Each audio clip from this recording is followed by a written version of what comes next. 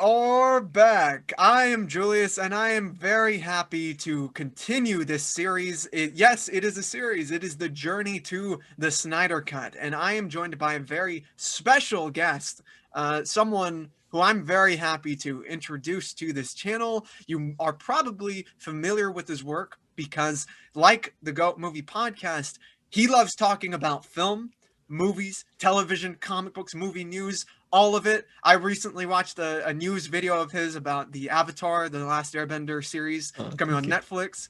And James, I completely agree. I'm a little worried, older sister, younger brother, Sokka. I'm like, we'll see, man, we'll see.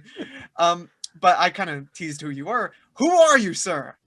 Well, Julius, first of all, let me say thank you so much for bringing me on, man. I really love the work that you and Angel get to do on the Goat Movie Podcast. You guys are so excellent with just staying on trend and staying on topic, and I love the content you create because it's so inclusive. So thank you for all that you do, man, and I'm so honored to be a part of the podcast today. But my name is James. I go by Real James on YouTube, Reel James. It's a little punny. You can find me on YouTube just by searching Real James, and on social media anywhere you want, Instagram, Facebook, and Twitter, just by searching at It's Real James. And I love talking about movies, reacting to TV show. We got WandaVision Fridays, as you know, Julius. We're Oh, wrapping come up. on. Oh, Oh, come come on. on. Oh, dude, it's been crazy. My family has been hating me because at 3 a.m, I start shouting Vision. I start shouting Wanda. I start shouting Agatha. And they don't know who these people are. So they think I'm crazy. But you know what? It's for a good cause. You're asking all these questions. What are the hexes? Who's Dottie? Exactly. And if they search up Hex, they're going to think, oh, is he a witch? No, I'm not. I rebuke that. No, man. Well, if you were, it would be kind of mainstream now. Like Yeah, how I guess there so. are what are they? What's the term? Like a Kim Kardashian is an influencer, as it were. This show is going to influence a bunch of people to become like Wiccans and all that. Can you imagine? I'm gonna be like, yo, this next screening I go to, whenever we get back to in-person screenings, I'm gonna start seeing a ton of Agathas, a ton of Wandas. I'm gonna freak out. I've actually met some of that type of deal. California's weird, man. You're good on the East Coast. Yeah, I was gonna say on the East Coast, we probably don't have as much unique personalities, I would say. Yeah, yeah. Well, would it be kind of like someone does dress like that, and then a bunch of people show up like, "Why are you dressing like that?" They would probably think, oh, this person's cosplaying, right? Like, Yeah. Well, I hope you don't mind if I ask where exactly on the East Coast are you? so I'm located in Fort Lauderdale. I'm in the Fort Lauderdale, like Miami part of South Florida. Oh, So I'm okay. not in West Palm, which is super up north, but Fort Lauderdale, Miami, that's exactly where it's at, Julius. I mean, that if you want to come to South Florida, you got to come to Miami. You got to come to Fort Lauderdale. That's where Uh-huh. we have all the good food, all the good venues, and live events. It's so much fun, dude. Okay, see, okay, I hear a lot of stuff about Florida. Just stuff about Florida, and for you to say that you probably not get many unique personalities in your part of Florida, that's actually kind of comforting because I hear all these stories, zombie attacks, bees, mailmen going post, like, witches, like, Can I be honest though with you, Julius? let's hear it. I would say there are times where the news cycle sort of favors these crazy Florida man stories in Miami and in Fort Lauderdale. So we Mhm. do get these personalities, but I won't lie to you. I think maybe it's because I have been taking time away from news as much as I used to. I used to work in local news, so Oh, that was wow. awesome. But having your ear to the ground 24/7, you hear stories you kind of wish you didn't hear, and you're like, you know what? I don't want to hear about somebody pooping in a 7-Eleven, so I'm gonna walk away from this. No, only if it's like an AM PM. That's the favorable option, That's right. obviously. Well, I brought up that this is the journey to the Snyder Cut, James. Obviously, we are in, when these videos will be posted, we are in the days coming to Zack Snyder's Justice League. Now, before anything, are you excited for this film? Oh man, I'm so excited. Without me getting into my history with the Snyder verse, I guess I want to call it, or Mhm. any sort of the DCEU news, I'm a fan of DC, but more so by the comics than the movies. So when the movies started to roll out, I thought, oh, this is interesting. I like Man of Steel. I really like Man of Steel, and I like some of the other films that sort of helped build the DCEU. But I always felt like maybe they were going about it the wrong way when they rushed to the finish line with Justice League. The thing is, when I started seeing films like the one we're going to talk about today, like Shazam, I started to get hope again for the DCEU. And then I hear about the Snyder Cut, and I'm thinking to myself, time out. is there a second wind in store for the DCU? And I think there is. So I'm super excited for it. And I actually can't wait to sit down for 4 hours and 2 minutes, is it, Julius, and watch this thing. I just know it's longer than Godfather Part 2. That's all I Oh, know. man, if it's anything like Godfather Part 2, I'm going to cry, dude. I'm gonna cry. That will be the one that Al Pacino shows up in. Everyone's been saying Al Pacino in WandaVision. Nah, he's gonna be in Justice League as Granny Goodness. I'm down with that. He's mocapping Granny Goodness. I agree. I'm gonna start with that. Oh, dude, I think I would like cry like yourself if that actually. Oh yeah, Dark Side. Oh, or wait, no, ooh, you know. Yes. But you said it, man. We are talking today about Shazam. This man right here. Zachary Levi as Shazam in that very same 7-Eleven you brought up earlier. And probably this is a movie that came out 2019. I think it was like April. It might have been before Avengers Endgame, which was Yeah, it was. okay. Well, that was definitely the smart move on their part. You know, with a movie that big, you have a nice, really soft and kind of, I don't want to say kid friendly, but lighthearted film within this roster of DC films. Shazam obviously is about Billy Batson, who is a child, who's an orphan, moving from place to place, kind of like this rebel. And he's found by the wizard Shazam, given these great powers that when he says the magical word Shazam, he turns into a giant, muscular, superpowered superhero. That has to be kid friendly. It needs to be. Yeah. I mean, if it wasn't, I don't know if I would love it as much as I do love it. You know? Yeah, How I do you definitely feel? agree. Yeah, I agree with you. I was just gonna hop in. I didn't want to cut you off because you were doing so great, Julius. But You what I didn't want want to to say, Kanye me, dude. that's right. No, what I will say is that I think this only works because it captures that childlike innocence that Zachary Levi is very good at expressing. He works so well with these child actors because the script allows him to be less serious, more funny.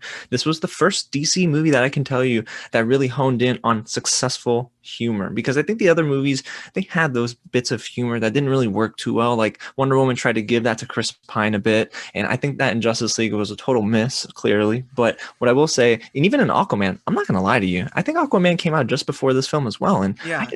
I didn't care for the humor in that movie. I think Jason Momoa had it. It was the writing that failed that film. So for me, seeing what David F. Sandberg was able to do and bring out of these kids and bring out of Zachary Levi, even Mark Strong, even though I felt he was the weakest part of the film, Right. I think that's what made this succeed, is because we were able to go turn our brains off and remember what it was like to wake up on a Saturday morning and watch a cartoon.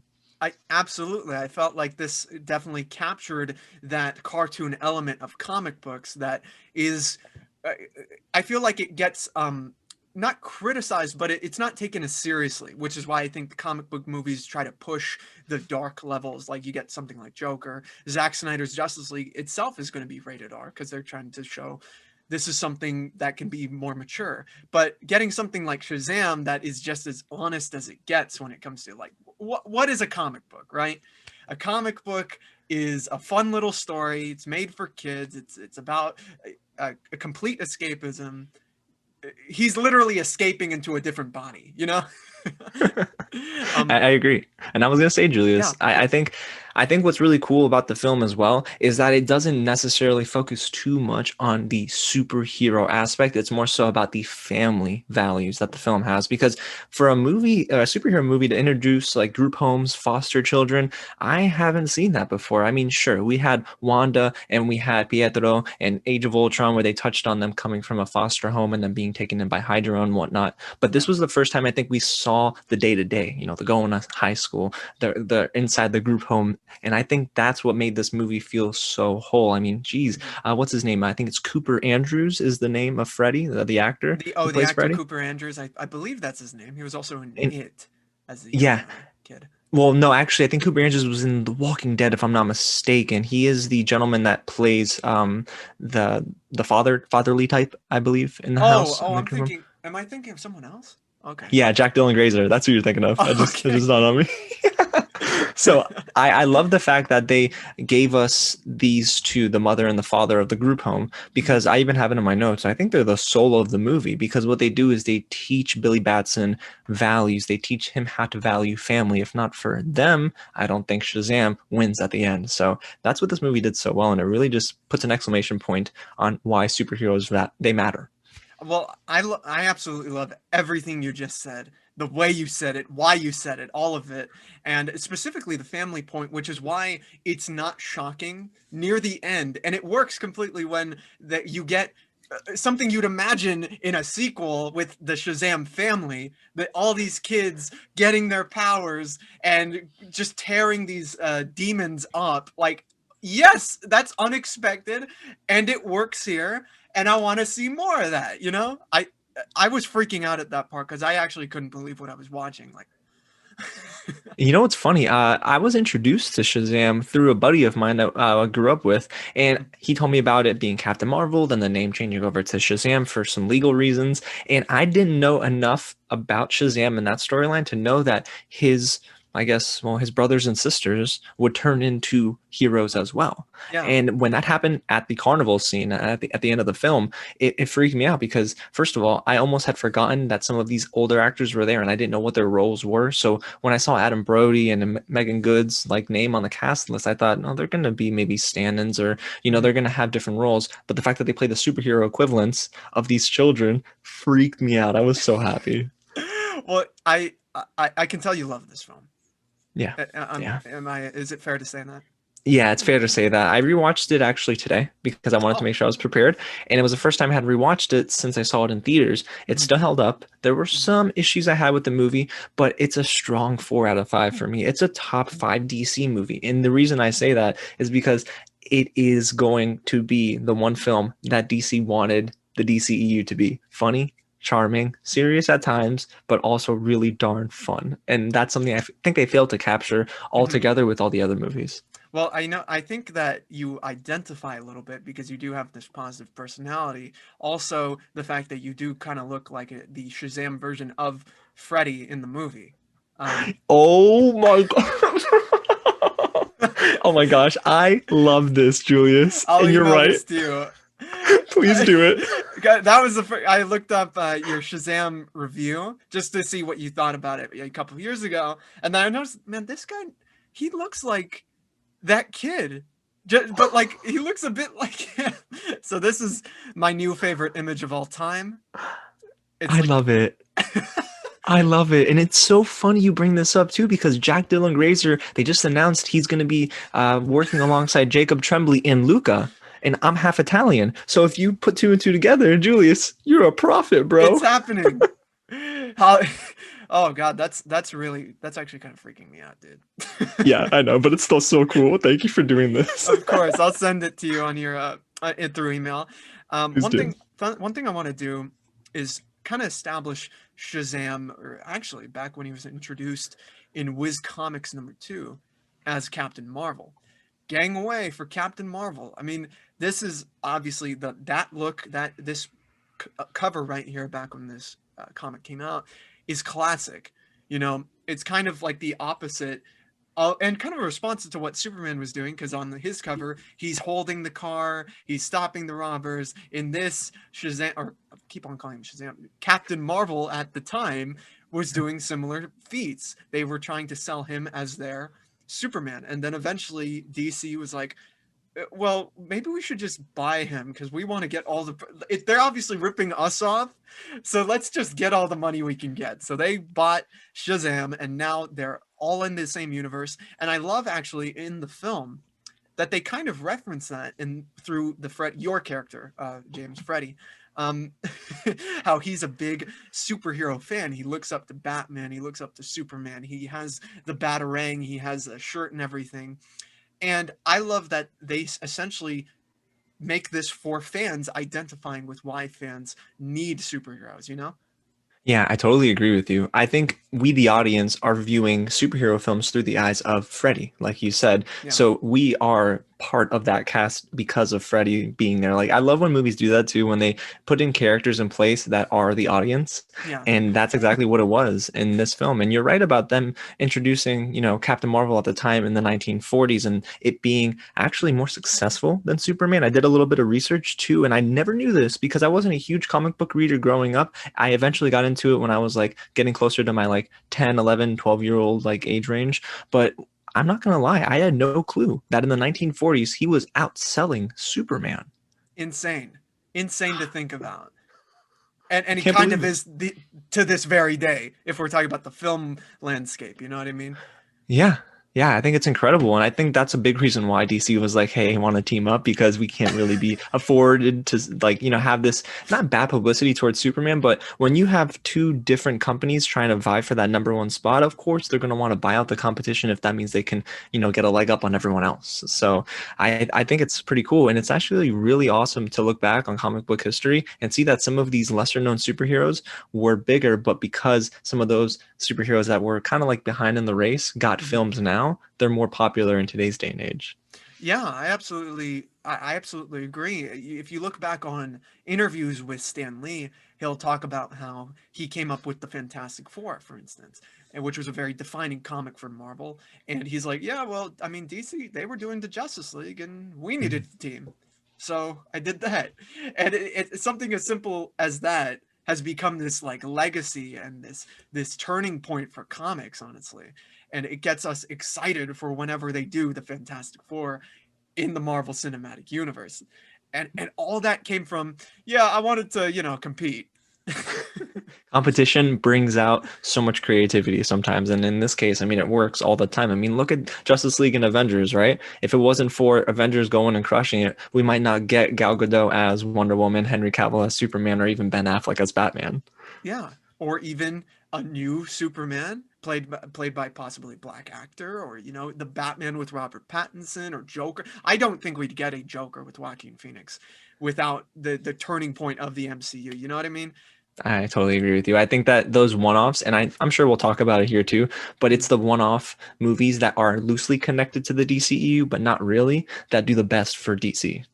Yeah, absolutely. And they will continue to. Like, dude, DC needs to turn into like the superhero A24, honestly.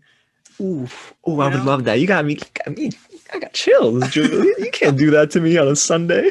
On a Sunday, any other day is acceptable. That's Sunday's my right. day. um okay, so one thing I want to know is they announced Shazam, right? They announced Shazam along with a bunch of other characters who were getting filmed supposedly.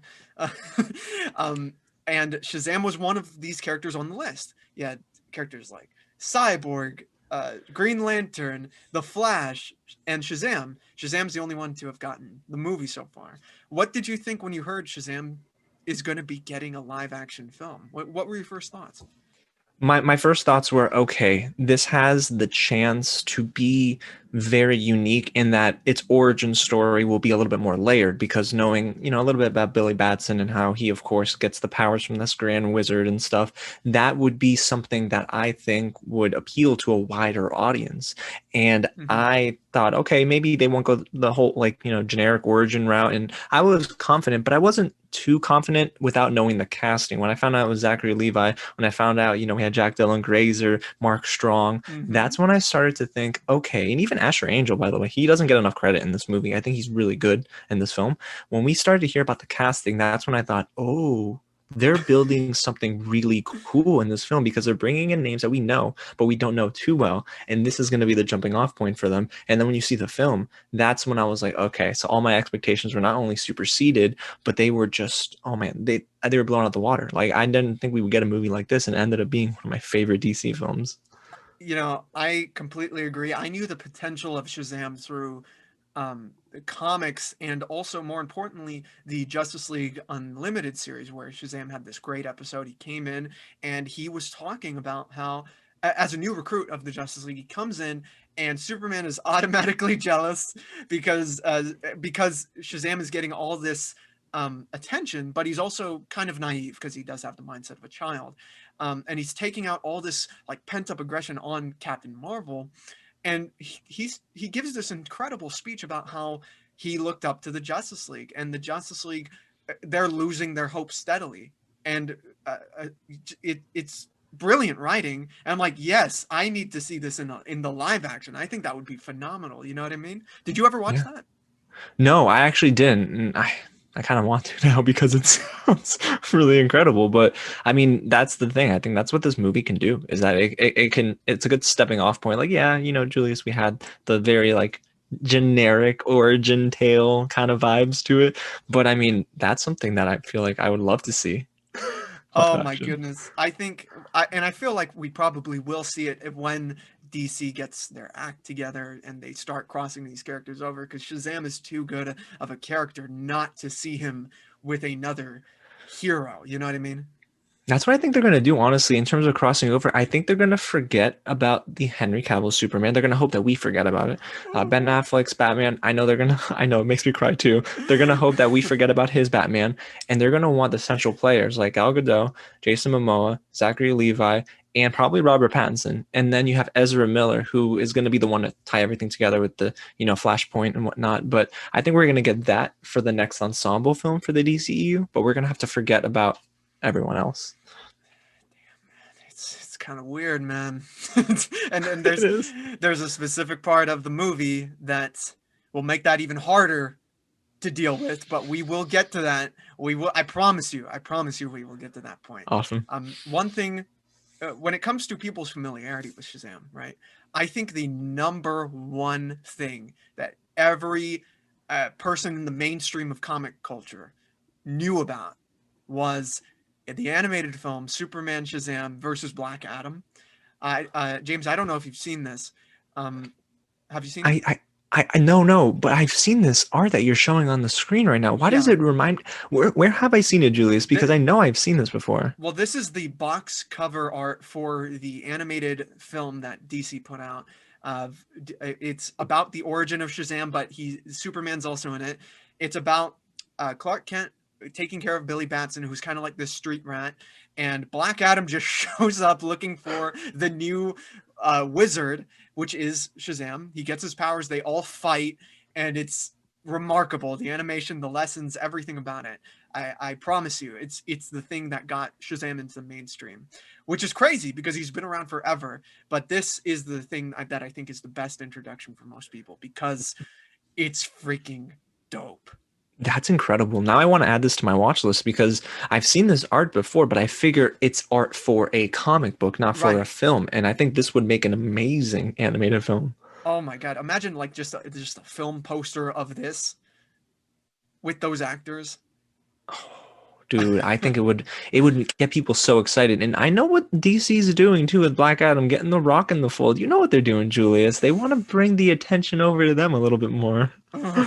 Oh my god! Don't even get me started on Black Adam, dude. I'm actually I'm gonna cry and do some Monday Night Raw moves on this Zoom call, dude. Man, this is pretty exciting. Um, so we've talked a little bit about Shazam. I think for me, what works so well about it is that it almost works as a standalone superhero film in the vein of what we got in the early 2000s with stuff like uh, X-Men, Spider-Man, Blade, all those separate, not part of a universe, or for now, not part of the universe. This works in that same way, even though they do have nods to other characters, like visual homages to other characters. How do you feel about that? I'm okay with it. You know what, and you know why I think they had to do that too when you talk about the little Easter eggs because they were really obvious, the Superman's bullet and the Mhm. batarang and whatnot. But they had to do that because I think at the time Warner Brothers was still hoping for some sort of continuity, and they had already written out everything, and they felt Justice League would be a success, and even Aquaman, they felt would do great, and it did. But they were hoping that fans would still have hope for a Justice League 2, and then of course that fell through the cracks. But I was okay with these little Easter eggs because it reminded us that they're still playing in the same world. And I liked the outside looking in perspective because we had only up to this point seen everything from the eyes of Superman and Batman, but we didn't really get another outside superhero. So I love that it took place in Philadelphia. We didn't need to be in Metropolis or Gotham City. We were able to just stick in this major city and Mhm. have fun. So I think I was okay with those Easter eggs for sure. Oh man, I was too, and one thing you brought up earlier on was how this film gave you hope, and I felt the exact same way when I left that theater. I was actually shocked, saying, I actually do want to see Cavill and Affleck come back in those roles, because this, I felt, was proof that those characters could work. I mean, it's a film about us looking up at the heroes, right? And the films that came out featuring Superman and Batman, I felt, though I understand why they went in the more realistic tone, I felt it left little room for the icon status that a kid would have when looking at these characters. You know what I mean? Um, Definitely. do you agree? Do you disagree?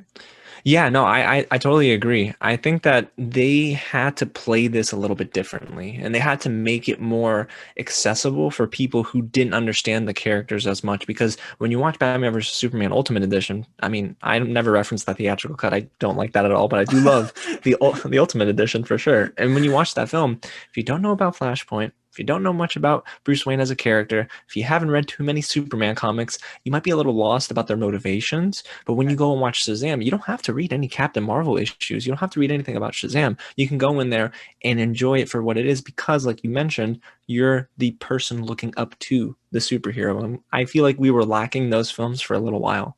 Yeah, I completely agree, and there are definitely plenty of scenes that mirror that.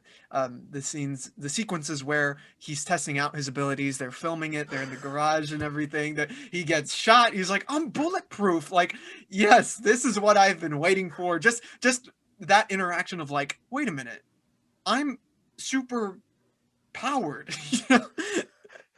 I love that scene though when they're in this the supermarket, and I forgot that this line of dialogue happened shortly after they shoot him in the chest. Yeah. Freddy's like, "Well, how do we know it's not just the suit and it's you too?" Okay, shoot him in the face. And I'm like, what in the world? No, that's an awful decision. And then, of course, you see Zachary Levi like arguing against them doing that. But when they do it and the bullets fall to the ground, it's again just it's such a unique way of telling a superhero origin story and how he gets his powers. And I have Yeah. to applaud David F. Sandberg for this. Like that is just such a great decision. Oh my God, that's actually a great point you bring up. Are the details of it? It's very slight world building when you think of it creatively that way, like the logistics of being super powered, right?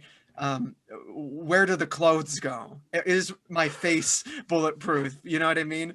All of those little things help make it feel real, real in a different way than what the Man of Steel or Batman vs Superman were trying to depict, where it's like it's real in that it's gritty and it's darker. With Shazam, I feel it feels more relatable because they are asking those questions. How fast do you think the Flash can go to like 3 bathrooms at once? The dumb questions that we There all was this, have. and do you remember that one scene as well, Julius, where they're in the sky and it's Thaddeus and it's Shazam and they're floating, they're about to shut down for the final time, and then you hear Mark Strong's character just start to belt out this speech, the typical villain trope, and then you hear Shazam say, "Is he saying anything? I can't hear you. Like you're so far away right now." That's so self-aware. I love that little moment he takes where he's like, he notices, oh wait, he's talking. Oh. He's all the way over there. It's so excellent. Oh my God. Yeah. David F. Sandberg. Yeah. I need to see Shazam 2 already. I'm curious. Yeah, isn't that supposed to come out in 2022 or no? I hope so, man. I mean, COVID has kind of ruined everything just in general, especially release dates for movies. I mean, we were supposed to get Kong versus Godzilla already. We were supposed to get Batman already. I mean, goddamn, Hmm. COVID. This is what happens. I know, See what I know. happens, Larry? It's like have you ever seen Big Lebowski? Yeah, of course I have. Oh, I then you saw I know. saw it twice. The first time I saw it though, I was too young. I'm not gonna lie to you, so I didn't understand many of the jokes except for Over the Line because it happened to me when I used to bowl as a kid. Well, I'm gonna go to the government's car. And you see what happens, Larry? You see what happens, Larry? Oh my I goodness, love that film so much. it's phenomenal. John Goodman in the second film, please, for Shazam. Right. um, so in your review, you mentioned how, and this is in 2019, by the way. In your review for Shazam, you mentioned how most of the DCEU, other than the Wonder Woman and Shazam, didn't work for you? If that is still the case, where did Shazam succeed where the others may have not?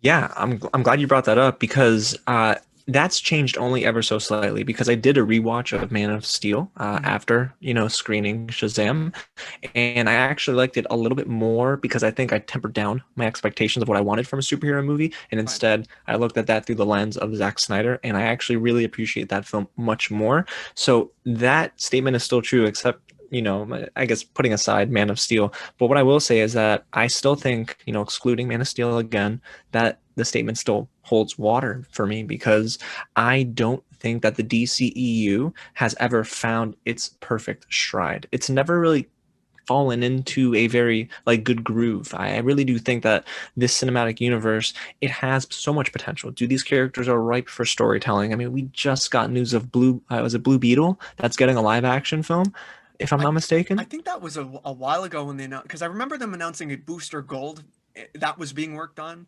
But yeah, I think Blue Beetle was also announced. Yeah, and the thing is, these are the stories that need to be told because I guess they were trying so hard to feed us, Batman, Superman, Justice League because they were rushing to go ahead and follow Marvel Studios' timeline. And that Yeah. was my biggest, I guess, complaint is because the vision there wasn't very pure. It was playing catch up rather than running at your own race. And I Hmm. really feel like if they did that from the beginning, we still would have gotten these Shazams and these Aquamans, but we would have gotten better ensemble films. And that's what left a sour taste in my mouth. So I do think that Shazam is still up there with Birds of Prey, with Man of Steel, of being the best, and even Wonder Woman, the first one, of course, of Right. just being the best of what DC has to offer. I agree. I feel like what you said about them rushing is definitely uh, true, and I could sort of sympathize with them in that they don't want to be compared to something like Marvel because those complaints they're already, when Shazam was coming out, you're getting, oh, you're making a Marvel movie, huh? Like, you're gonna get that type of thing no matter what. But it's tough because you're being criticized for copying another studio's business plan, right? So you all automatically run out of options in how to introduce these characters. Okay, so I guess we'll introduce Batman in the second movie of our world. People want to see that, right? So let's do that. We don't want to make another Batman movie because it'll get criticized for being what Marvel's doing. But I mean, Marvel is doing it right. That's the thing. I mean, look at where we are now. WandaVision's at latest episode. It's like the biggest payoff for the MCU in recent memory. You know what I mean? Yeah, definitely, definitely. DC should have been owning them at this. Um, so I hope, like you, that they do find that mojo, as it were.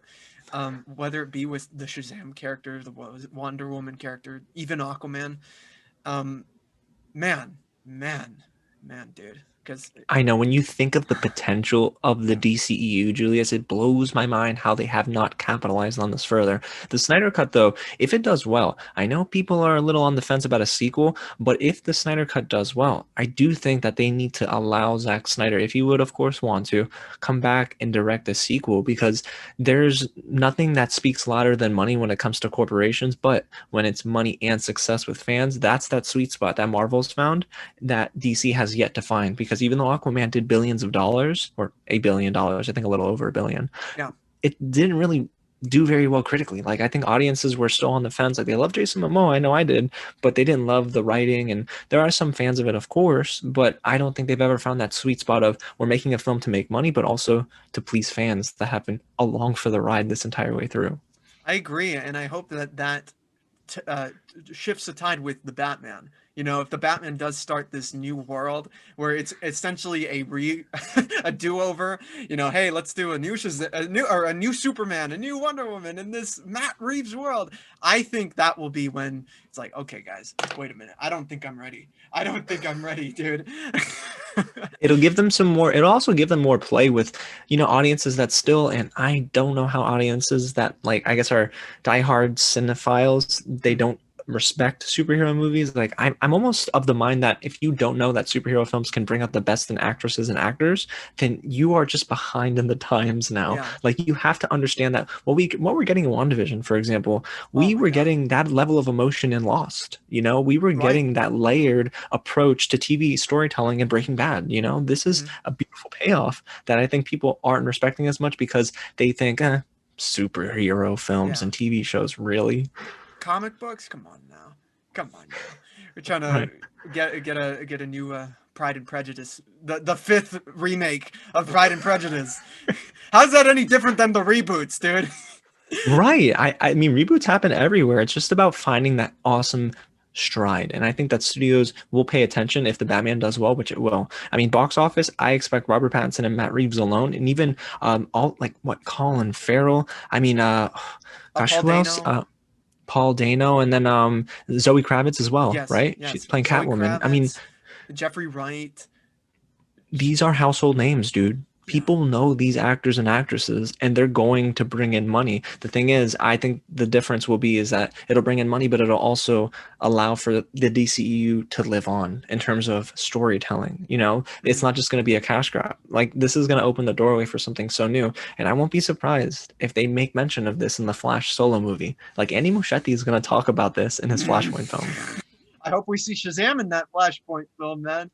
Uh, Oh, for sure, for sure. because that's one thing that's actually a bit confusing ever since this whole thing with the Justice League that we got in theaters and the Snyder Cut, and we're getting Shazam and Aquaman. The timelines, the worlds, what's canon, what's not, what's a different world, what's the main world, right? I know Walter Hamada I think last month he came out and said, okay, so Justice League, I still don't know which one he's talking about, but Justice League is Earth 1 and the Batman is Earth 2. Okay, so where is Shazam? Is Shazam a part of this Snyder Cut world? Is Aquaman a part of this Snyder Cut world? You really have to define the lines because from what I thought, those movies that had come out, Shazam and Wonder Woman, I'm sorry, Shazam and Aquaman, I thought they were part of the canon that was established within the 2017 Justice League. That's what we're led to believe. So it is confusing right now, which is why I'm hoping they get like a broom and just brush it up. Yeah, I think that the lines being blurred, like you said, makes it hard for fans who want to see continuity Yeah. really fall in love with these projects because they're like, oh, I love Zachary Levi and Asher Angel. I love all of them. They're so awesome. But are they going to come back? Like, is there going to be some sort of storyline that's consistent with everything? I mean, when they introduced Mr. Mind at the end of Shazam, are we going to get that supervillain to play in the sequel to Justice League? Are we going to get another ensemble film? Because if they keep doing these one-offs and they're not consistent, they have to at least establish that because they can't keep teasing us with the Yeah. next Justice League because then it sort of diminishes the value of a Shazam or an Aquaman because they're individual movies. But if they're going to eventually put them in an ensemble film, you got to start introducing storyline threads that kind of weave in and out. I completely agree. I completely agree. I mean, what these guys I think miss is that they're not selling films; they are selling continuity. That is what people are paying for. WandaVision is successful because of the way the lengths it's stretching back into like movies and movies ago to add to the story it's telling now.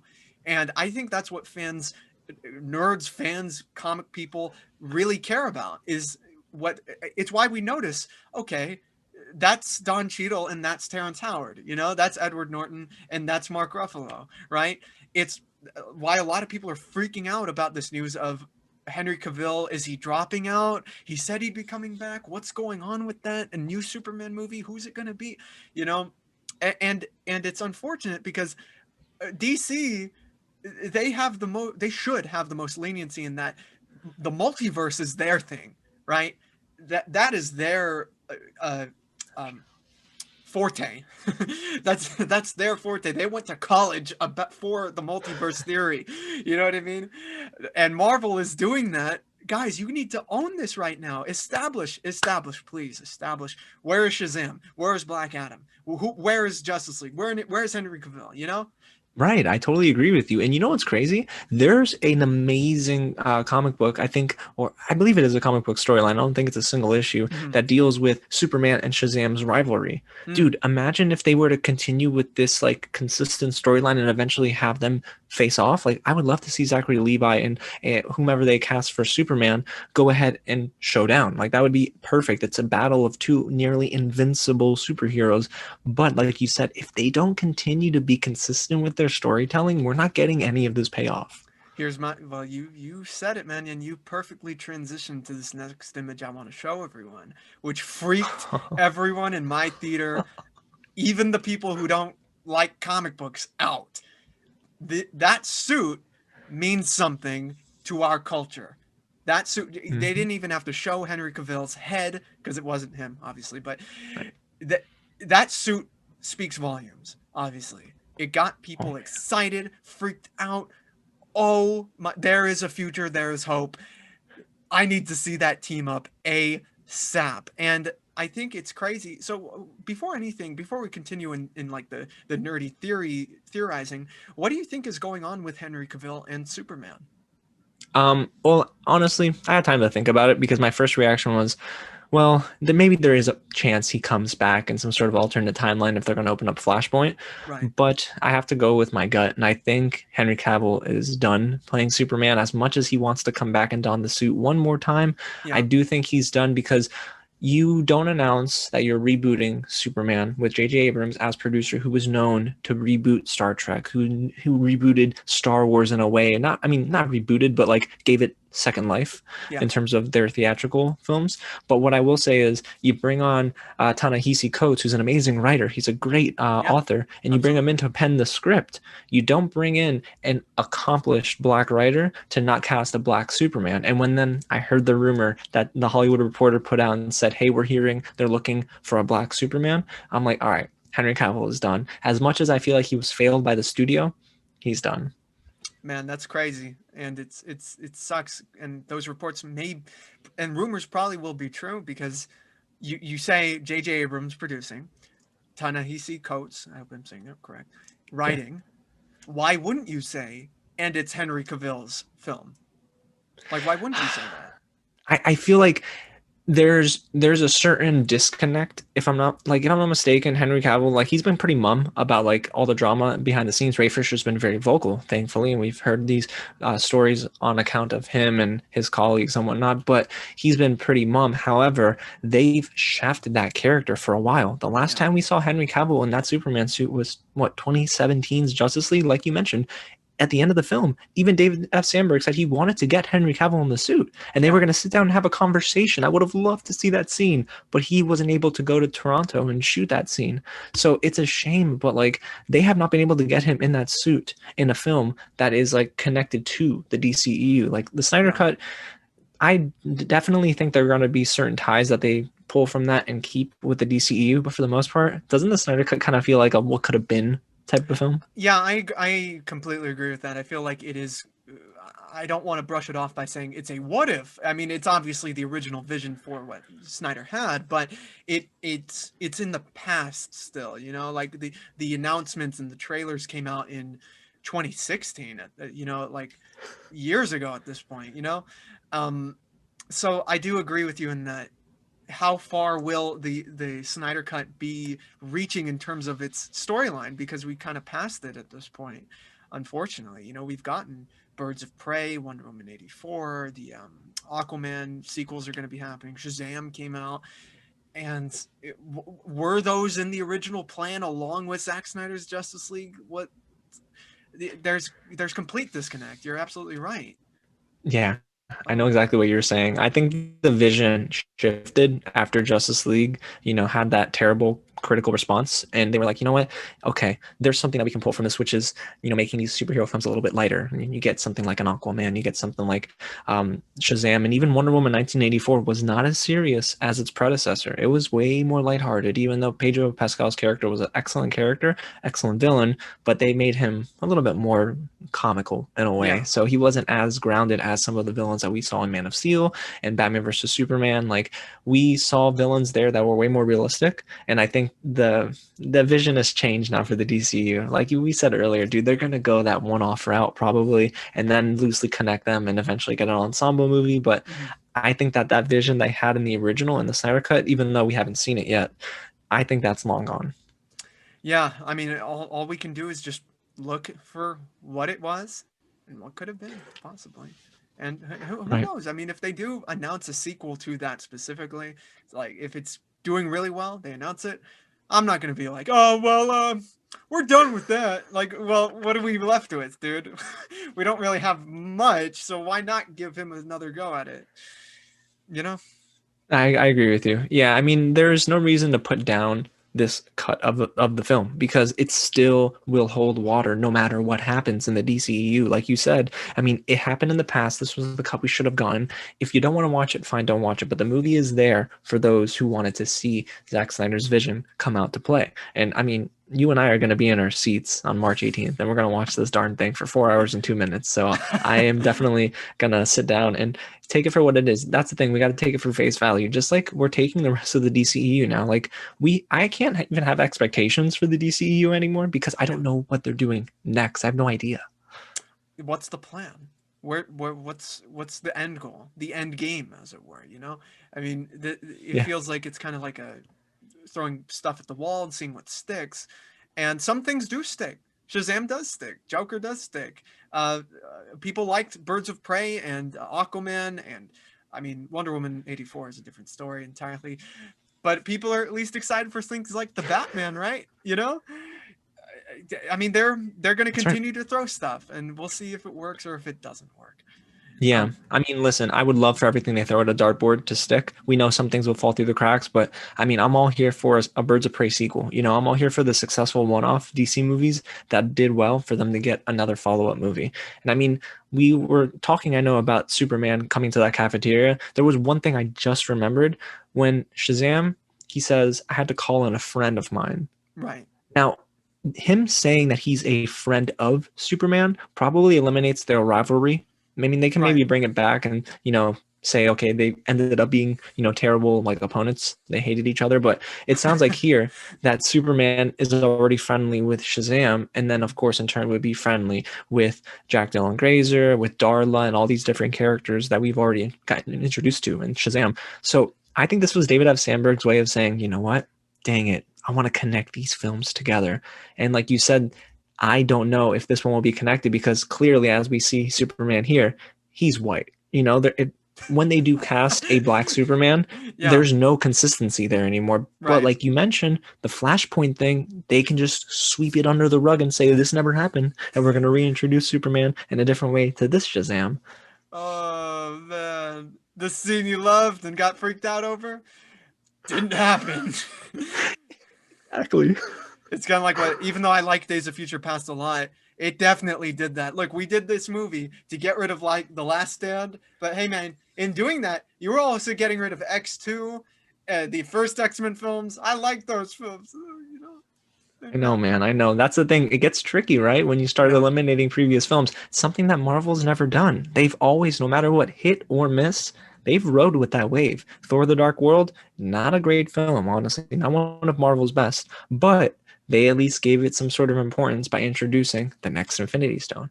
So it totally. allowed itself to be important on its own because of that. So Marvel said, you know what, it didn't do well, but we're going to continue. Iron Man 2 didn't do well, whatever. We're going to do Iron Man 3, We're going to keep moving forward. That's the thing. DC is pivoting based on like critical reception Yeah. instead of pivoting because of the consistency of the story. They're not actually sticking with it. And I hope they do because, man, Shazam, it's successful. It did well at the box office and it was pretty revered by almost everyone. How could you hate that film? How? I don't. It's like hating puppies. I don't get it. It is because I mean Zachary Levi, like that honest, like genuine charm that he has in this film. I mean, for all intents and purposes, like he seems like a great guy, and it's like, hey, I want to be friends with this guy. He's a superhero. He's playing a superhero, but I still want to be friends with him. Like some people would look at Ben Affleck's Batman and be like, he's a little scary. Do I want to be friends with him, or do I want to just say I know him? Yeah, I saw him once at the Arby's. Yeah. You know, um, I love that, and I love that Shazam represents that, the friend, as it were, as Christopher Reeve described Superman once, the friend, and that's a beautiful thing. And I love that you kind of get that Superman is obviously a big inspiration for what Captain Marvel did become in comics, and for his character even. But you get those themes, those similar themes in this film. You get power, what that power could do to someone who's just learning about it, especially if they're a kid, if they're adolescent. Reminded me a lot of what was going on in Man of Steel when they had the young Clark portions where he saves the bus and everything. How do you feel about that? Yeah, I think that there are parallels here. It's funny because, man, I didn't know how similar Superman and Shazam were in the comics, but like you said, in the films, there are those parallels in both of those films. Like Man of Steel and Shazam, they both have an origin story to boot. Like you said, we see young Clark, we see well, Asher Angel before he becomes Shazam and then he's learning his powers. So I think it's beautiful that we get these parallels between both heroes, but one is more light in tone, and the other is a little bit more dark and grounded in realism. But I love the fact that both address very real issues, which is you want to love everyone. You want to treat others as you would like to be treated. And that's the thing, Clark Kent has to learn that maybe, okay, I need to be selfless and sacrifice myself if it means saving this city. I completely agree. One thing that you brought up was the tone, the way that the tones juxtapose each other. You have a much darker take with Superman. You have a much lighter take with Shazam.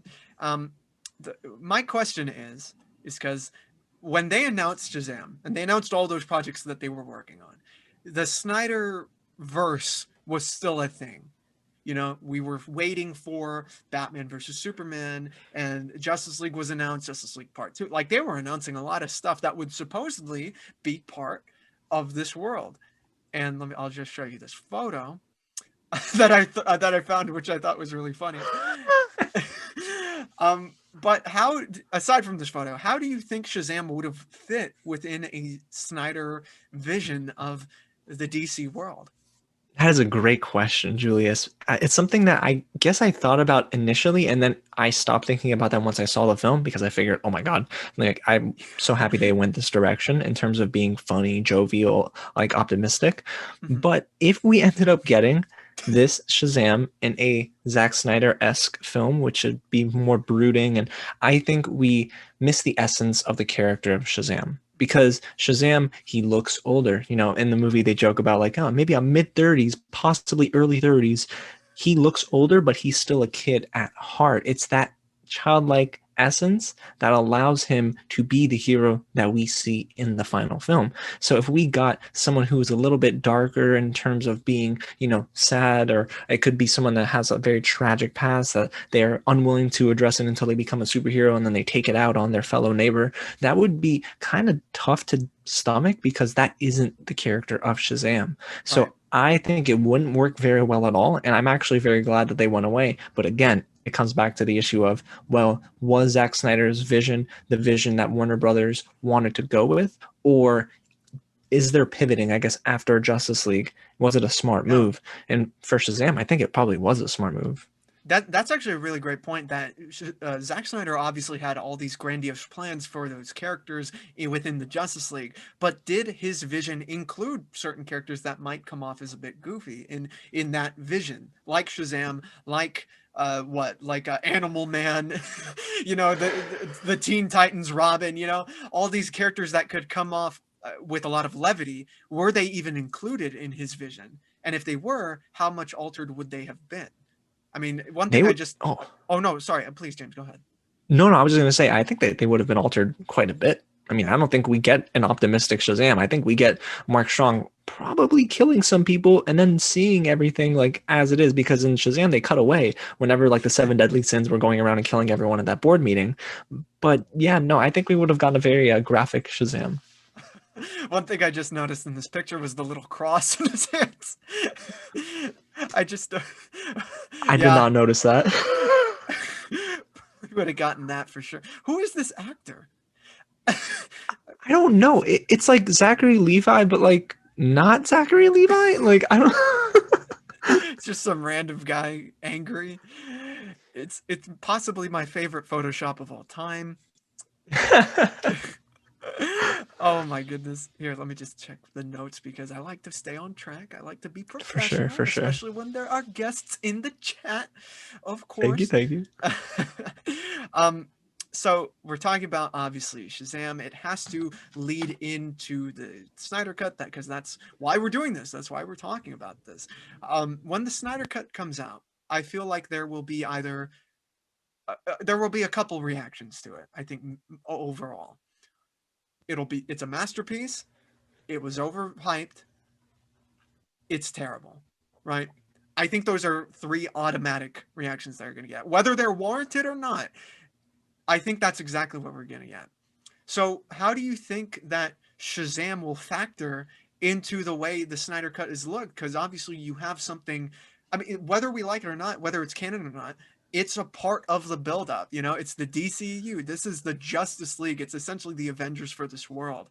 And here we have Shazam acting almost as like the Ant-Man of this kind of universe. How do you think Shazam will be looked at in relation to something as heavy as the Snyder Cut?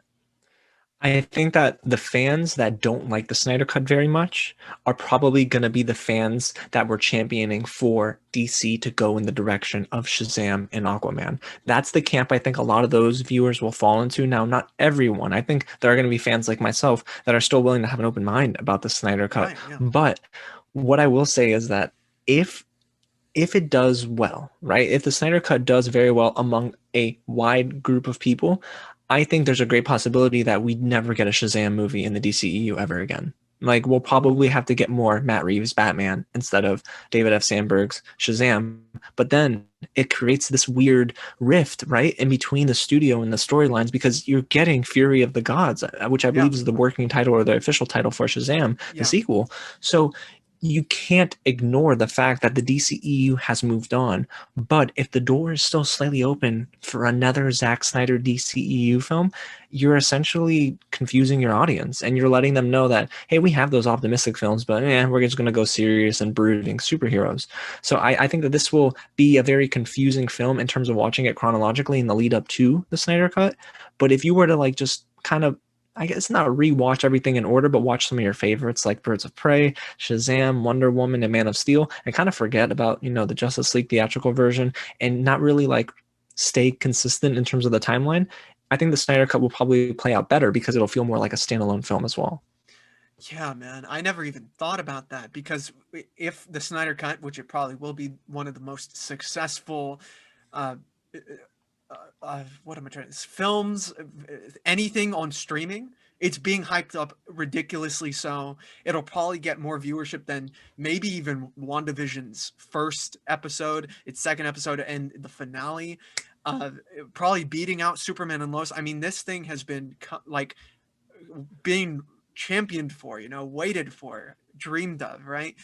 I never even thought that wave of excitement and viewership could shift DC and Warner Brothers priorities of like, okay, well, this got us way more attention and got more subscribers onto HBO Max than what we had with Shazam in the theaters, right?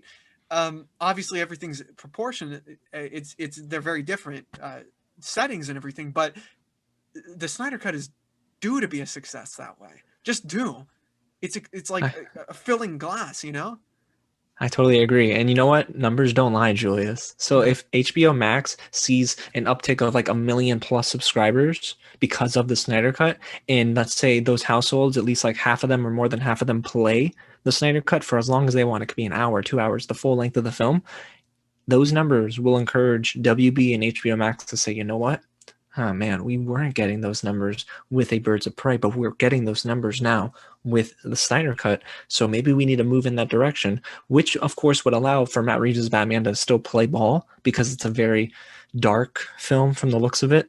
And the Snyder Cut is looking to be very dark as well. Yeah. So if we get at least, that from Warner Brothers, they're going to turn their heads and their eyebrows are going to raise and they're going to think, oh boy, alrighty, well, you know what? Maybe we should continue with this trend. Zack Snyder want to come back and do another one, but then it'll make the fans that loved Aquaman, Shazam, it'll make them very upset because they're going to now feel like those films are just kind of in their own universe. Yeah, man, it's wild, especially since they have announced the Shazam sequel. They are going to cross over with Black Adam, which I probably see being more in the tone of something like a Snyder Cut, the Black Adam film. Mhm. I mean, that does work. Obviously, he's someone who is much darker than Shazam, so seeing those two tones clashing will be pretty interesting to see. I'm hoping that Warner Brothers doesn't take the wrong lesson from the Snyder Cut success. Especially since they kind of did this to themselves by Yeah. saying, "Oh well, you know what? Let's do the Justice League in 2017." It's like, dude, are you ever gonna learn? And that's the thing, man. If they decide from this point on, okay, Snyder Cut super success, eliminate the other one-offs, we're going forward. Matt Reeves, Batman, Flash, this and that. I think it would you would start to like cut off a large part of your audience, dude. Like I think you're gonna start to see a lot of people say, well, I just don't trust in the DCEU to deliver something and then continue with it. With Marvel, you were delivered these films and these TV shows now that are so excellent, and you can trust that they're gonna play in this reality of this cinematic universe. Yeah. But it doesn't look like we're getting that with the DCEU now. Well, I feel like they're definitely going to be going in the direction of, look, we're going to just do the multiverse, quote unquote, to save face. We're going to call this the multiverse, and what Snyder's doing on HBO, that's its own thing. Shazam can be over here. The Batman's going to be Earth 2. And so just be official. I wouldn't have any problem if they just said, okay, look, here's the Earth, this one, this one, this one, this one, this one. There's the CW, there's this Titan stuff, there's just come out with a map. How about that? Then I'll be much more forgiving. No, you're absolutely right. I hadn't thought of it that way, but if they would just come out and say, here's Earth 1, here's Earth 2, and here's Earth 3, whatever the heck it might be, this is what's going to help you understand where we're going. I think you start to gain a little bit more trust back. But as it stands now, the timelines are all kind of mixed and Yeah. mashed. It doesn't really work. I thought the X-Men didn't know what they were doing. Shit. Like what? Honestly, I think that would be. I don't have HBO Max. I don't know if they have like animated or not animated feature, but like little tool features. It would be a cool little segment if they had like this thing you could activate where it's like the map or maybe a series describing what the multiverse is in the movie context. You know what I mean? No, I agree with you. I mean, they need to maybe take some notes, from Marvel Studios where they're starting to do this Legends series where they're Hmm. allowing these episodes to be released prior to these TV series to get fans kind of refreshed on what these characters are, who they are, and their importance in the MCU. It would be Yeah. cool if maybe they put together a little series like that for the DCEU because eventually we're all going to be confused because I have a feeling the Snyder Cut, whether you love it or you hate it, it's Hmm. going to do numbers. And when it does numbers, Warner Brothers is going to come out and say, we've tapped Zack Snyder for a second Justice League film, and we're gonna be super confused, man. Wait a minute. So that was like, was that in Earth 2 and Earth 5 and Earth 7B? I'm already kind of confused, especially considering what they did with Crisis on Infinite Earths, where they like the CW established, okay, this is Earth 1, that's Earth 2, this is Earth 3, and then they brought in Ezra Miller as the Flash. So it's like, you imagine, okay, so it's canon now. That's literal canon now. Oh, wait a minute. Walter, wait a minute. The Batman's Earth 2? Wait. just come out and say it, man. These guys. Yeah, James, it's too much going around in circles, to be honest with you. man, they ain't real, James. They ain't real. Oh, I like that. I like it. Yeah, they ain't real. Come on now. I'm gonna look at them like my future son. I'll be like, my boy. I don't know what you're thinking. Oh man, I've had a blast talking about all this stuff with you, James. Do you have any last thoughts regarding Shazam, the DCU, the Snyder Cut, and anything you want to say, love? Definitely. What I want to say is I'm rooting for the DCEU so hard, especially now that we're getting the Snyder Cut in just a mere few weeks. I want to see them succeed. I want to see the studio pump out quality content. They bring in The Rock as Black Adam. That's amazing. I want to see them continue in the way that they did with Shazam as well. I want them to have these optimistic, humorous, yet very grounded movies in terms of family values and life lessons. I want to see more of that, and I want to see less confusion because because whether or not the fans are divided, I mean, that's a given right now. We see it online. We see it on Twitter. There are some great fans out there. There are some fans that are just trashing others, even if they don't agree with them.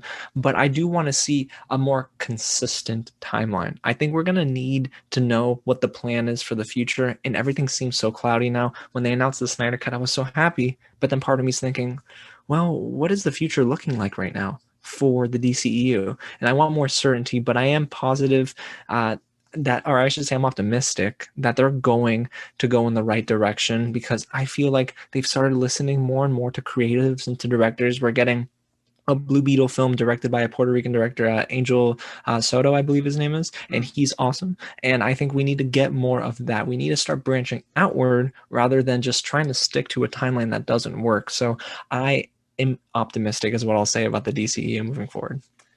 There you go. That's why you're here. That's why you're here on the journey to the Snyder Cut, my friend. I'm so glad to have done this. James, why don't you, for the people who have stuck around, why don't you tell them where they can find you, what's coming up next, and any projects that you are working on? For sure. So you can find me on YouTube just by searching me, Real James, REEL James, and on any social media at It's Real James. The channel is going to be popping for the next couple of weeks because I have the wonderful blessing of attending Miami Film Festival. So I have that opportunity to review films that maybe you don't know of, but you will hear about as we get into next year's award season. So that's going to be an awesome opportunity. I just finished the Dragon Prince season 1, so I'm going to continue with season 2 and 3, reacting to that on the channel. And we have WandaVision and the Falcon and the Winter Soldier coming up. So every Friday morning, your boy's waking up at 3 a.m. on the East Coast, and we're watching it together. So I'm excited. The Miami Film Festival, are you getting screeners because of obviously COVID and stuff? Yeah, so I'm getting about 2 handfuls of films just sent to me, and I'm going to be able to cover them. So it's going to be awesome. That film festival has been responsible for giving me the chance to see Parasite and Marriage Story on the big screen. And let me tell you, Julius, Parasite, when I saw it, you could hear a pin drop in that theater. Oh my God, that's that I regret not seeing that in theaters, man. Oh, you should have. I regret, man. But there's always the next Bong Joon-ho film coming to cinemas. Always the next one. Always the next one. That's right. I am so happy, James. I want to thank you once again for joining me, being so humble, being so gracious, emulating Shazam, as it were. And I hope we get to do this again, where it's you, myself, Angel. I was about to call James Angel, because you guys obviously talk to each other on Geekly Goods, and I hope we all get to talk again. Absolutely, man. I'd be honored to join you again because this is great. Thank you for all you do once again and just bringing me on and allowing me to talk about film, because this is what I love to do every day. So Julius, thank you. You're a champ and I really appreciate you, man. Oh, thank you, my friend. I am Julius. I'm here of the Goat Movie Podcast. You can like, share, subscribe, but the thing I need you to do is get us to 10,000 subscribers, because that is our next goal. That is how we will reach our legacy, our history. As Electro was said, you lied to me if you didn't do it. So go ahead, subscribe, and help us out. And you'll get more collaborations with James here. And subscribe to James's channel. For God's sake, it's free. Oh. That's right. That's right. I'm so excited when you guys get the 10K. It's coming, man. I'm so excited. Oh, man. Thank you so much, James. I'm Julius. Goodbye.